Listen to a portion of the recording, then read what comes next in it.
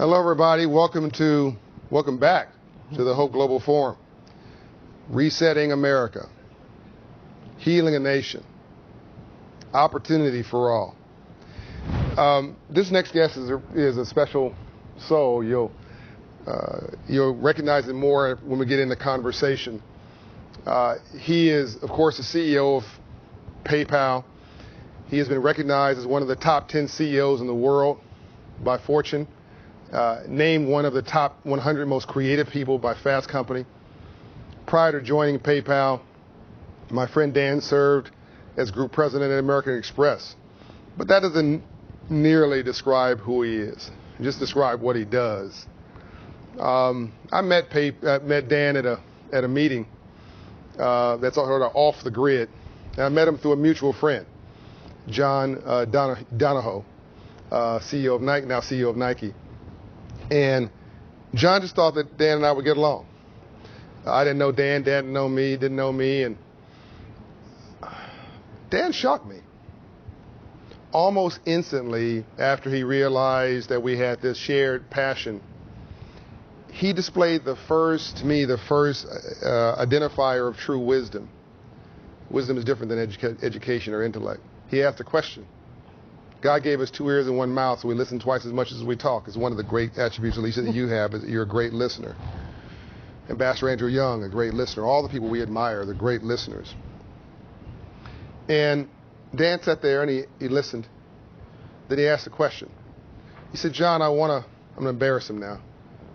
I want to take a good chunk of my income, and it's a lot of money, so I won't mention the number, and I want to donate it to my employees. And I said, don't do that. I'm sure the employees are now like, no, why'd you tell Dan not to do that? And he said, well, I'm so upset with this. There's been all this inequality, and why wouldn't I do this, try to level the playing field? I said, because if, God forbid, you leave next year or 2 years later, or something happens to you, the next leader won't do that, probably. No, won't. And no one's going to give up their own paycheck for somebody else. You're an extraordinary, unique individual. Don't set people up with an expectation that can't be sustained. How about we talk about a way to share the wealth, about reinvestment, about inspiring people to be part of the uplift of your platform at scale. And then if you do that, you can do that for a lifetime. He was like, wow, okay, well. And he started talking to other people. I think he talked to Ed Bastian at Delta, and he talked to, and he's learning, he's gathering information. It's like he's building a whole new division of PayPal or something. And then at least I find out several months later, he's launched his major commitment of $500 million to transform Black America, to transform the social justice conversation, and specifically to help Black America and others left behind. Mm-hmm. And I'll just tell you, that was multiple times larger than what we were talking about that he would do as a gift. Mm-hmm. And then he's done much more than that. I want him to get into that. But I wanted to introduce him as a human being I know that is as much heart as he is head. No one's perfect, but he's perfectly himself. Dan Schulman, honored to be with you. Honored to have you with us, brother. Thank you so much. It's such a kind introduction. And I, Lisa, as well. So Hi. nice to be here with you. I don't know where you are, but I want to be there. That place is cool. That has to be one of the coolest offices I've ever seen. Can you get into why you care so much? Why does this bother you at the soul level? Because I didn't understand it. I mean, you're the definition of wealthy and powerful and, if you want to, and privileged if you want to, in a bubble which you choose not to live in. What resonates so much with the plight of those left behind that keeps you up late at night and has you do? And then let's talk about what you're doing after that. Well, John, as you and I talked about, we're a product of our upbringing by our parents. You can't escape that ever. Yeah. And both my parents came from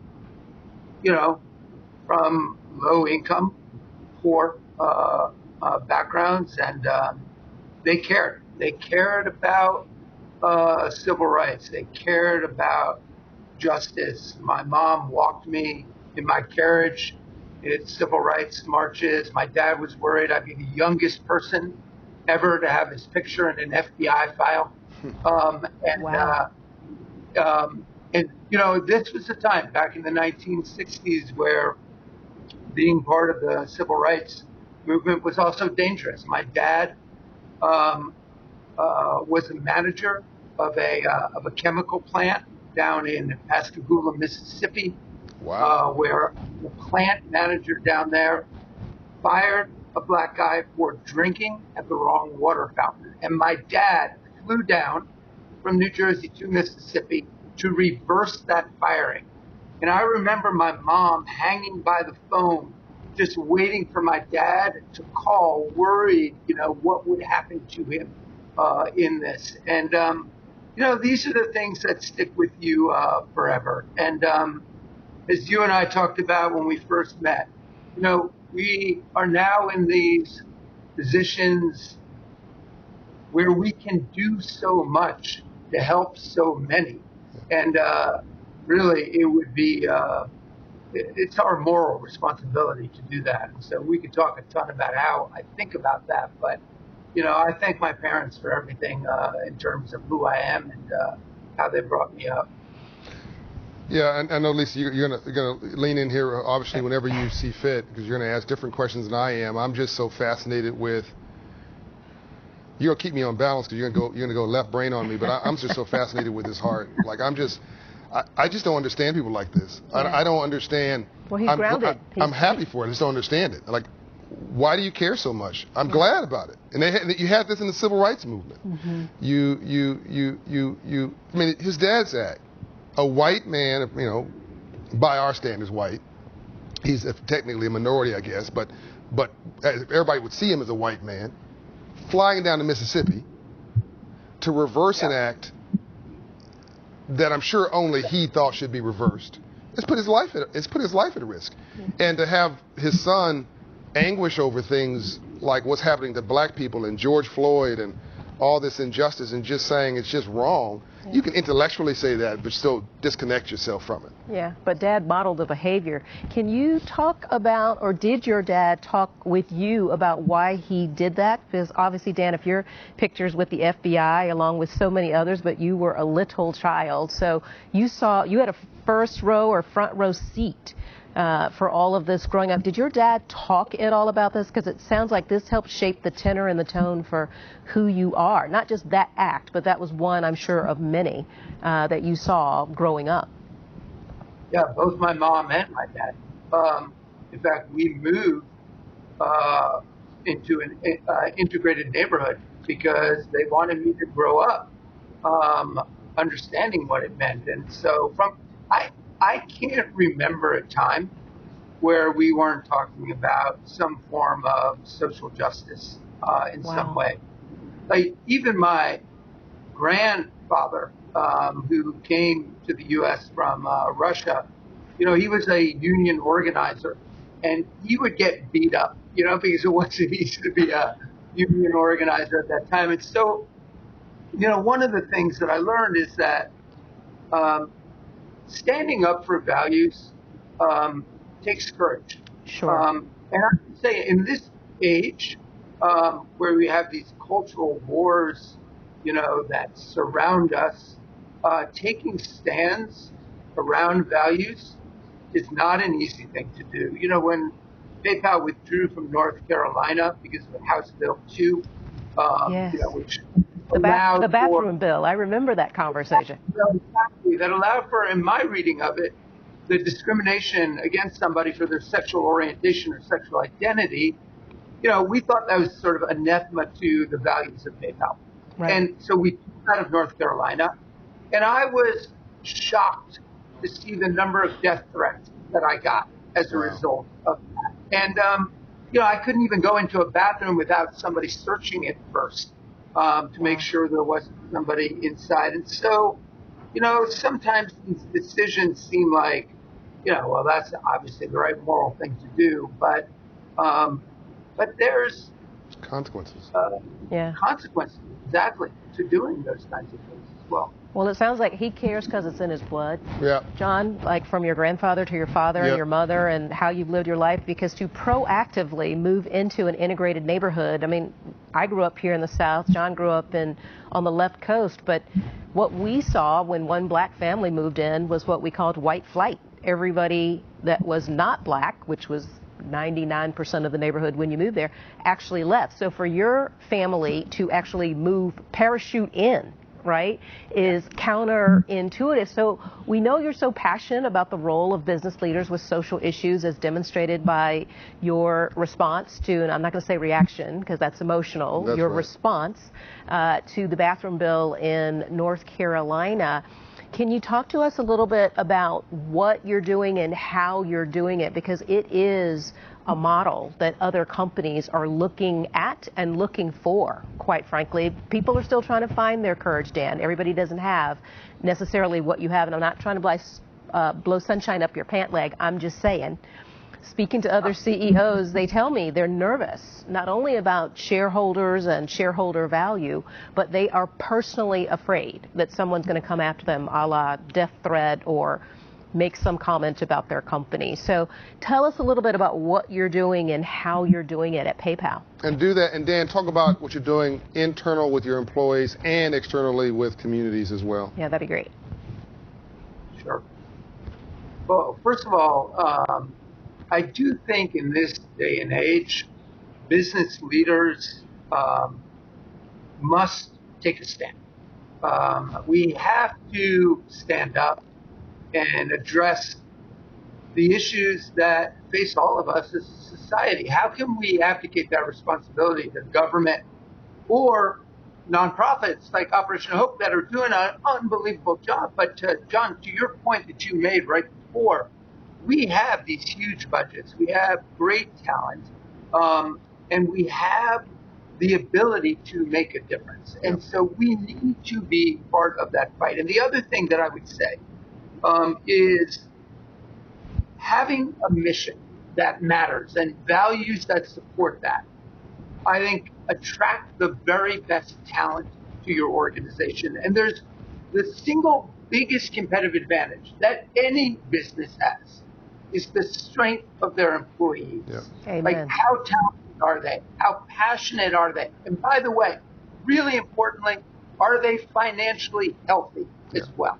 Yeah. And, you know, this is one of the things I heard in the last interview that you were doing that we also did, which is we created a metric called net disposable income. Yep. And we measured it across all of our locations, which is basically how much money does an employee have left over after they pay their taxes and essential living expenses.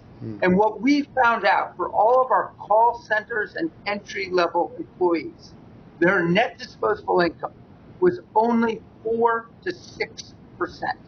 So they were one problem away from a downward spiral. They were not financially healthy. They were financially stressed. Yep. And that is like, and by the way, just to be clear, we pay at or above market everywhere. And so this is why I also say, like, capitalism in its current form isn't working. Yeah. Because if you're paying at or above market and your employees are struggling to make ends meet at the end of the month, something is broken. Yeah. And so we stepped up and said, we need to target a 20% NDI for our employees to feel financially healthy. By the way, that's not just like $400 more. That's thousands of dollars every single year more than each of those employees need to get. And so we lowered the cost of health care by 60%. Wow. We gave every single employee inside the company shares. So everybody is an owner in the company, every single person. Nice. We raised salaries and we wrapped it all, because I know, John, at least you both believe this, in a financial education program. So people know what to do with that incremental income. That's right. Absolutely. And so, you know, to me, this is not suboptimizing profitability for shareholders next quarter. This is actually assuring that over the medium term, we move from being a good company today to hopefully a great company tomorrow. because we're taking care of our employees. And then, John, I don't want to go on and on, but then to your point, if our whole value is around inclusion and democratizing financial services, we need to step up and take care of our communities as well. Yeah. And this was this $530 million commitment that we made to the whole uprising that happened with Black Lives Matter. After the tragic shooting of George Floyd, we basically said we need to be in this today, but also tomorrow. So we put in $30 million right away today to help Black-owned businesses and minority-owned businesses, but we put away $500 million to work over the medium term. And so to me, this is about how do we create, with so many others around the country, a movement, not a moment in time. You're also helping small businesses every day through PayPal, just in the normal course of what you do. You can give us a little bit some of the statistics on who PayPal serves as well. But something that you said to me is the whole ball game of this conversation. It's that this is a movement, not a moment. And it's something about capitalism is not working for the least of these God's children. It's not about throwing it out, because capitalism and democracy are a horrible system except for every other system. Well, they're experiments, it works. And you just keep working on You keep upgrading the software. Until the outcome is better. You don't throw it out. You upgrade the software. You improve it. And we've got to get a software upgrade on capitalism and free enterprise. We have to include more people in the system. We've got to reimagine the promise that if you, Up From Nothing, my new book, if you start at the bottom, you have a reasonable belief that you can get to the top. But also we need a new constituency. And this is what I'm talking about. We're experts in the streets, my peers, people who from my family who I know. They're experts at the protesting in the streets. Now we need a business plan for partnerships and prosperity in the suites, the C-suites. We got to build a new coalition in the suites. And I think Dan is a founding partner of that new coalition of the willing. That's what I hear him saying, is that we're sitting in a moment in history right now. But history doesn't feel historic when you're sitting in it. I said this yesterday. It just feels like another day. But it's being built incrementally. John, one thing I'd say on that is, as a business leader and as a business community, how can we not be part of everything going on around us today? To your point, if people are struggling, and it's not, and you taught me this, actually, it's not just, poor people are struggling. There's 185 million people in the U.S. who struggle to get by every single month. Right. That's the majority of our country. And they don't believe the system is working for them. And so that threatens democracy. Democracy, my favorite quote on democracy, is democracy needs to be more than two wolves and one lamb voting on what to have for dinner. Think about that. Okay, wow. So that means you got to rise above your own self-interest for democracy to flourish. And that doesn't happen if people don't have that foundation of being financially healthy, because you can't dream if you don't have that. And if you don't think that your kids are going to have a better life than you do, if you can't embrace your own dreams, then you rail against the system. And I think it threatens the very foundations of not just our economy and capitalism, but also democracy. And I think this is such an important time for all of us. So, Dan, we're winding down. We have about a minute left. We could sit and talk with you all day, because we are thoroughly enjoying this and we are being educated and enlightened all at the same time. Can you talk just briefly about your peers? Because it seems like there's a tectonic shift in what business leaders, particularly large company business leaders, are doing today. Before, it was all shareholder value, shareholder value. There was not stakeholder value necessarily, nor was there a broad, holistic look across the enterprise and across the country and the globe. So can you talk about yourself and your peers who are thinking broader than just shareholders in your particular broader company. Broader than quarter to quarter. Broader than quarter to quarter. I have a PayPal account, so Yeah. I'm going to use it even more now, listening to all that you're doing. Thank you very much. Thank you. Listen, I think there is an awareness now that we need to embrace multi-stakeholders. They call it multi-stakeholder capitalism. It's just a buzzword for thinking about the communities we live in, all the constituents that we serve. You know, the Business Roundtable, which is, I'm a part of that. It's the top CEOs or companies in the country signed last year this idea about multicultural stakeholder, multi-constituency stakeholder. Right. And I think that's crucial. I think we are talking about it a lot more. I'm beginning to see more action, but I think there's still a long ways to go before it's fully embraced. But hopefully we're moving in the right direction right now. That's great. Gonna wrap. This is fantastic, Dan. As you know, we could do this all day and still have things to talk about.